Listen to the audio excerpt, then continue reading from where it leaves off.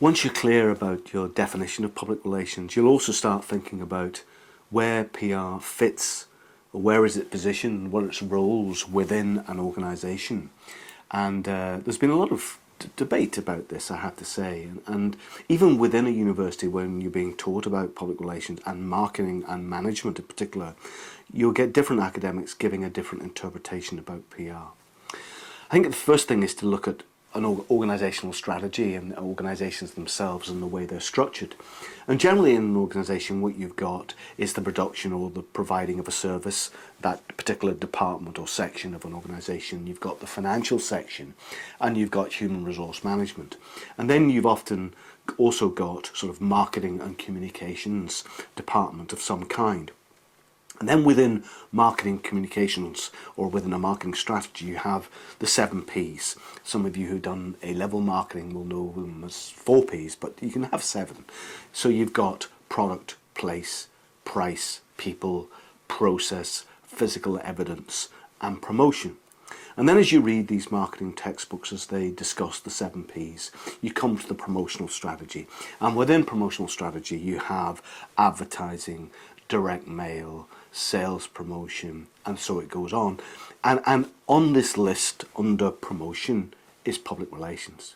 Now, I can tell you that sort of perspective is extraordinarily dated, completely unrealistic. And it is one of those little things that does annoy me a little bit. You can probably tell in my voice that it frustrates me enormously. It is an outdated perspective on the position of PR. Public relations is at the heart of any organisational and business. It is the heart, quite obviously, of communication. It has to be integrated within that, but it is not part of marketing. Communication should be the soul of the organisation, right at the very, very core. But I don't get myself too worked up about it, because all organisations are very different, and the positioning of PR depends on the organisation. And there's a very good paper by Hutton in 2001 where he wrote about the role of public relations, and as he rightly says, quite often within organisations, PR is separate but equal to marketing. In other organisations, there's an overlapping factor.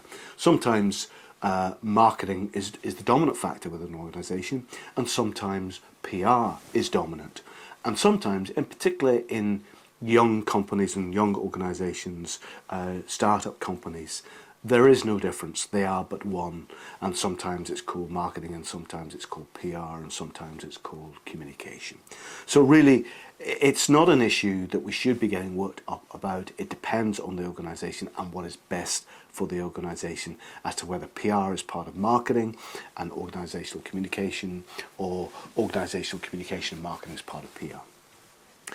Perhaps more importantly than that are a number of the key themes that academics do talk about.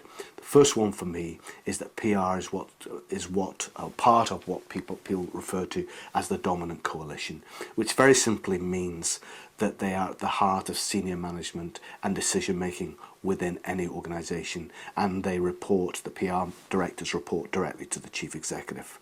And the second issue is the boundary spanning role, and it's the recognition that PR people work right across an organisation through production, servicing, merchandising, finance, marketing, and so on. So we have a boundary spanning role, and we should be part of the dominant coalition. I think those things are very, very important. Now, other academics have actually talked about PR types, and Cutlip, Centre and Broom have talked about 3 senior management type of PR people. They refer to the expert prescriber, who's a kind of a definer of problems, an implementer of solutions. There's the communications facilitator, who's a kind of mediator, who's concerned with two-way communication and kind of diplomacy. And then there's the problem-solving process facilitator, all very big words. The problem-solving process facilitator. And he's a kind of, or she is a kind of collaborator with other managers in defining and solving problems.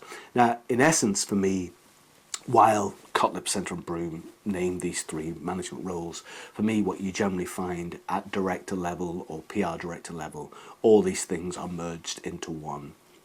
And the final type, according to Cutlip, Centre and Broom, is the communication technician. And this is where PR people tend to start off.